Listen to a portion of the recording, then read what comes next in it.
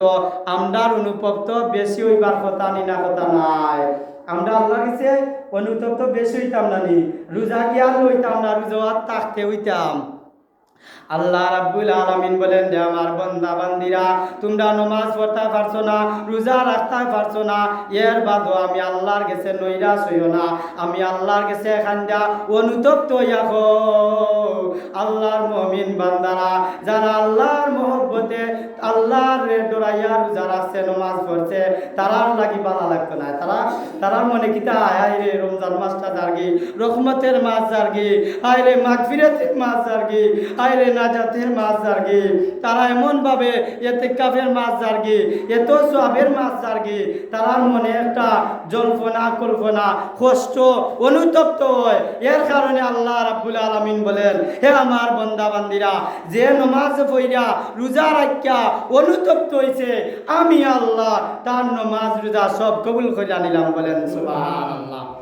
আমরা কিতা করতাম, এখনো রমজানের কিতা আধা দিন বাকি আছে, আমরা জীবনের গুনারে স্মরণ করিয়া তওবা করতাম, ইস্তেগফার করতাম, আর আল্লাহর কাছে কইতাম আল্লাহ তুমি আমরার একটা আমানত দিছলাই, আমি আমানত পুরা করতাম পারছি না, মাওলা তুমি যদি মাফ না দেও আর কে মাফ দিব। জেলা নামাজ পড়ার কথা ইলা পারছি না, জেলা রোজা রাখার কথা এমেলা গান পারছি না, আল্লাহ এই রমজানও কুরআন তিলাওয়াত করার কথা আমরা করতাম পারছি না, তোমার মায়ার গুণে দয়ার গুণে মাফ করে দিলাম রে মাওলা।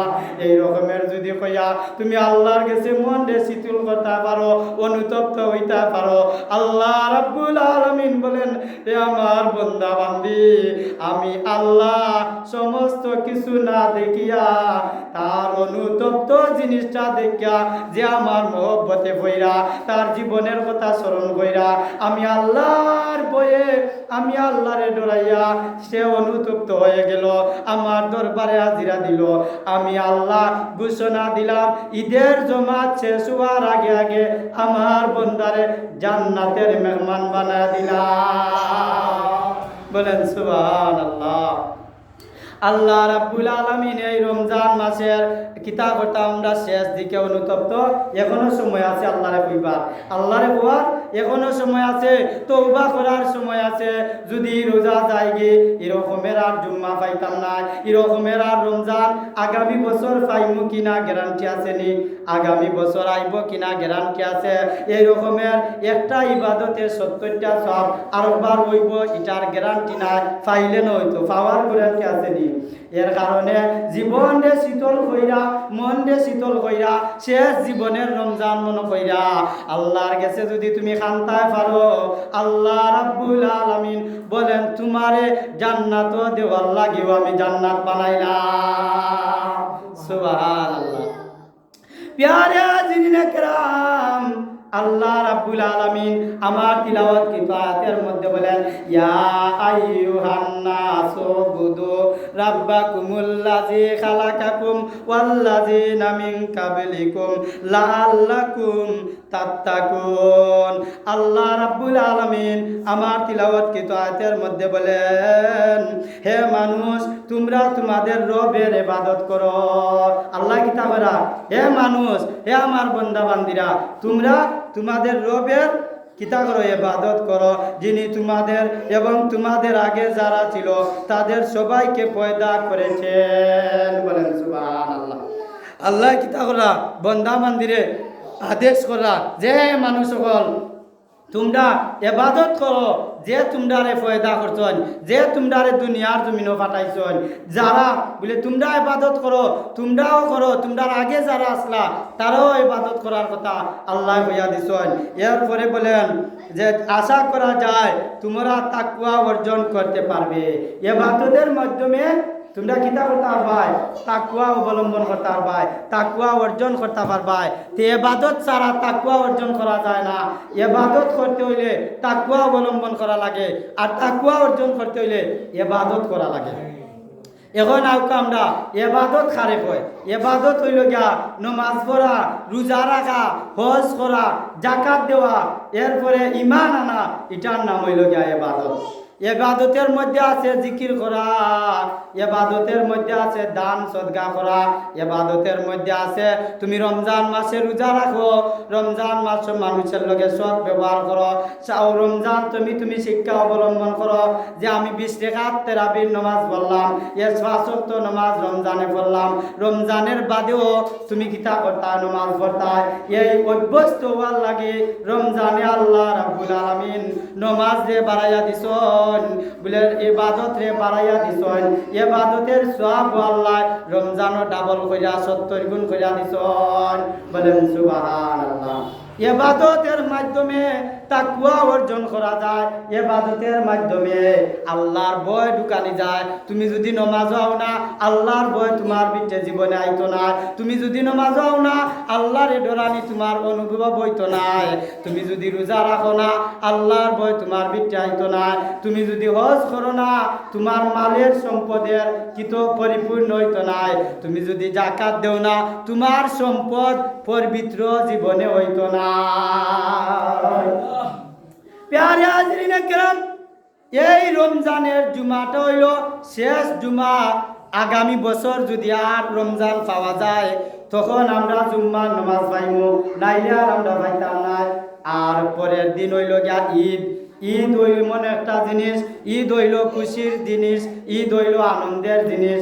ঈদ হইল আল্লাহর বান্দারা আল্লাহর ইবাদত করার বাদে যে পরিপূর্ণতা একটা সুখ, আল্লাহ এমন একটা দিন ঈদ দান করলা, বান্দা বান্দিরা আনন্দ করার লাগি। বলেন সুবহানাল্লাহ। এই ঈদটা হইল মুসলমানের একটা ইবাদত। বলে সারা মাস তুমি রোজা রাখলাই, আল্লাহ রাব্বুল আলামিন নামাজ পড়লাই। যেমন ধরো কামটা 1 মাস যদি চাকরি করি, 1 মাস যদি কেউ করো চাকরি ঢুকি, বেতন যেদিন পায়, যেদিন বেতন পাইবার তারিখ আইব, এদিন বন্দার মানুষের ভিতরে আনন্দ থাকে না? আনন্দে থাকে না নি? খুশি থাকে, আনন্দ থাকে। আল্লাহ রাব্বুল আলামিন বলেন, আমি আল্লাহ ঈদ দান করলাম যে 30টা রোজা রাখছে, 30টা তারাবির নামাজ পড়ছে, 5 ওয়াক্ত নামাজ পড়ছে, তার লাগি আনন্দের দিন দান করলাম। বলেন সুবহানাল্লাহ। আর যে রোজা রাখছে না, ইয়ের বাদে তারাবির নামাজ পড়ছে না, এই না আল্লাহর আমানত খেয়াল করছেন না? করছেন না? করছেন। এই যত ঈদ করেন না কেনে, যত আনন্দ হয় না কেনে, তাইনের মন সুর ভাব লাগবো, মন শান্তি লাগতো না, মনে অশান্তি করব। কারণ হইল গিয়া যে রোজা রাখছে না, যে নমাজ পড়ছে না, যে তেরাবি পড়ছে না, তার লাগি ঈদের দিন নাই, তার লাগি খুশির দিন নাই। আল্লাহ রাব্বুল আলামিন বলেন, সে যতই আনন্দ করুক, নতুন পোশাক লাগাক, গেরান লাগাক, এর বাদেও তার মনে শান্তি হইতো না, তার মনে একটা অশান্তি অনুভব করব। সব ঈদের আনন্দ উদযাপন করব, তার মনের ভিতরে অশান্তি থাকবো, সে শান্তিভাবে ঈদ করতো না। কারণ হইল গিয়া যে আল্লাহরে দুঃখা দিছে, তার মনের ভিতরে দুঃখাটা আল্লাহ সৃষ্টি করে দিছ। বলেন ঠিক কিনা? সে যত ঈদের নামাজে যায় না কেনে, এর বাদও দেখবা সুর বাপ মনের ভিতরে থাকবো। সে লুকাইয়া ঘরের খাতাইরও যাইব, আগের খাতাইরও আইতে হইলে তারে আনাও যাইতো না, কষ্ট হইব। তার মনে যদিও আগের খাতাইরও আইব, এর বাদও দেখবা গল্লা তলে দি দেয়া বই থাকবো। কি জানি আমার রোজা রাখছি না কথাটা বাস্ট হয়ে যায়, যে বন্ধায়ও ভালো পাইতো না, আল্লাহ তো এমনিও ভালো পাইলা না। তার ভিতরে একটা অশান্তি বিরাজমান করবো, তার ভিতরে সুর ভাব থাকবো, তার মনও শান্তি লাগতো না, তার মনে খালি অশান্তির দাবানল জ্বলতে থাকবো। আর মুমিন বান্দা যারা রোজা রাখছে, তার ইবাদত শুধু নতুন কাপড় কিনা নাই, তার আনন্দ তা শুধু ঈদগার মাঝে গিয়া নতুন কাপড় কিনা নাই। সে আনন্দ আত্মহারা থাকবো।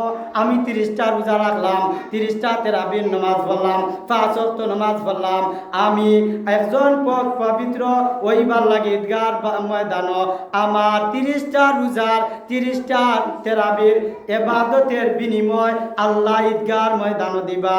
এর কারণে সে খালি আনন্দে কান্দে, আল্লাহরে ডাকে আর তাকবীর দেয়, আল্লাহু আকবার, আল্লাহু আকবার, লা ইলাহা ইল্লাল্লাহু, আল্লাহু আকবার, আল্লাহু আকবার, ওয়ালিল্লাহিল হামদ। বলে তাকবীর দেয় আর আনন্দ। তার আনন্দ কোন আনন্দ? বলে তার মনের ভিতরে আনন্দ। কি আনন্দ? বলে আমি রোজা রাখছি, তারাবি পড়ছি, এর বিনিময় মহান আল্লাহ জান্নাত দিবা, বলেন সুবহানাল্লাহ। এর কারণে প্যারে হাজিরিনে কেরাম, মমিন বান্দা বান্দির জন্য আল্লাহ ঈদ দান করলা, আনন্দের পোশাক দান করলা। আল্লাহ রাব্বুল আলামিন বলেন, হে আমার বান্দা বান্দিরা, তোমরা ঈদের আগে আরেকটা ইবাদত করবা। বলে ইবাদত হইল গিয়া, তোমরা প্রত্যেক ধনী থাকো গরিব থাকো সবের উপরে সদকাতুল ফিতরা আদায় করা ওয়াজিব হয়ে আল্লাহ দিছেন, বলেন সুবহানাল্লাহ। বলে আমরা সমাজও এতিম মিসকিন আছেনি না নাই, গরিব অসহায় আছেনি না নাই? এমনও মানুষ আছে ওয়াক্তের বাদ জুড়াইতে পারেন না, ওয়াক্তের খানিটা জোগাড় করতে পারেন না।